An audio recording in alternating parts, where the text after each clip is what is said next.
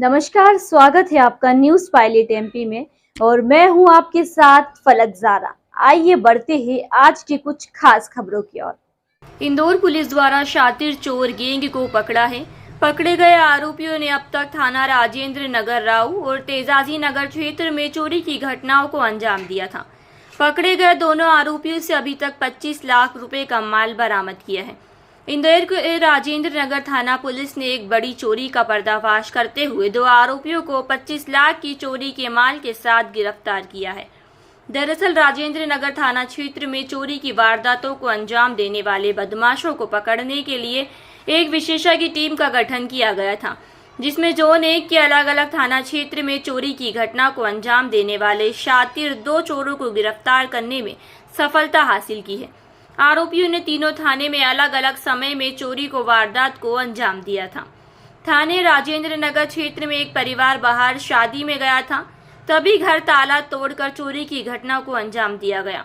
इसके बाद एक घटना राव थाने की है, जहां एक घर के बदमाशों द्वारा सोने चांदी के जेवर, रुपए और लैपटॉप सहित 13 लाख रुपए की चोरी हुई थी। इन सभी मामलों में राजेंद्र नगर पुलिस ने दो आरोपियों को पकड़ते हुए 25 लाख रुपए का मशरूम को पुलिस ने जब्त किया है। वहीं इनका अभी साथी फरार है, जिसकी तलाश में पुलिस जुटी हुई है। जोन 1 के अंदर काफ़ी नकबजनी की घटनाएं घटित हुई थी। सबसे पहले 14 फरवरी को एक घटना घटित हुई थी राऊ के अंदर, जिसके अंदर से एक ब्रेजा गाड़ी और कुल 13 लाख रुपए का मशरूखा गया था। इसके अलावा सेम घटना फिर उसके बाद 28 फरवरी को भी घटित हुई तेजाजी नगर के अंदर, जिसके अंदर 2 लाख रुपए का मशरूका गया और सोना चांदी के आभूषण गए।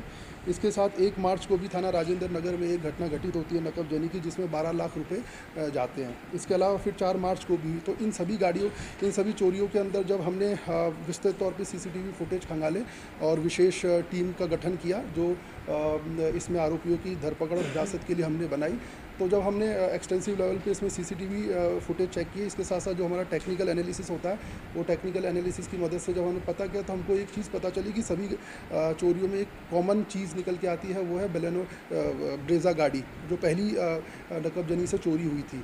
तो ये लोग पहले रैकी करते थे, सुनसान मकानों की पता लगाते थे कि भाई कौन सा रहवासी अभी रह नहीं रहा है और कितने दिनों से उसमें ताला लगा हुआ है। तो खास करके ये इस प्रकार के घरों को चिन्हित करते थे, उसके पश्चात ये चोरी की वारदात को अंजाम दिया करते थे।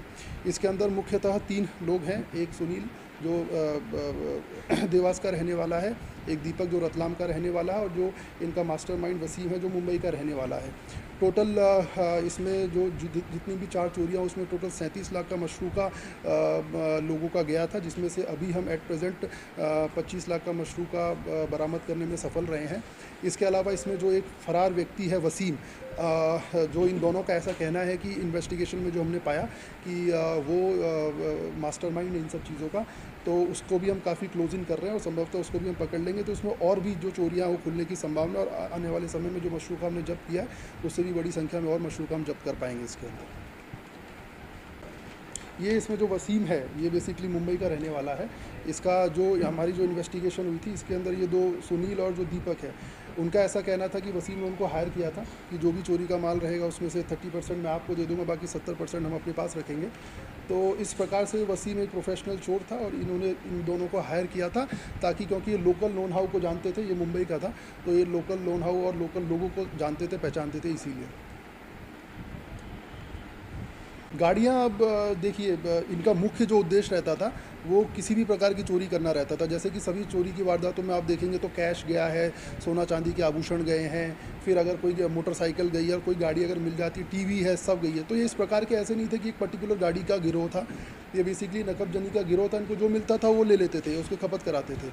इसमें चौकी जो मास्टरमाइंड वसीम है, वो अभी तक हमारी पकड़ में नहीं आया है, संभवतः हम उसको कुछ दिन में क्लोजिंग कर लेंगे।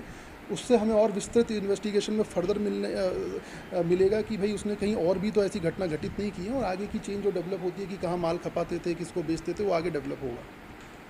फिलहाल के लिए बस इतना ही और लगातार खबरों के लिए बने रहे न्यूज पायलट एमपी के साथ। नमस्कार।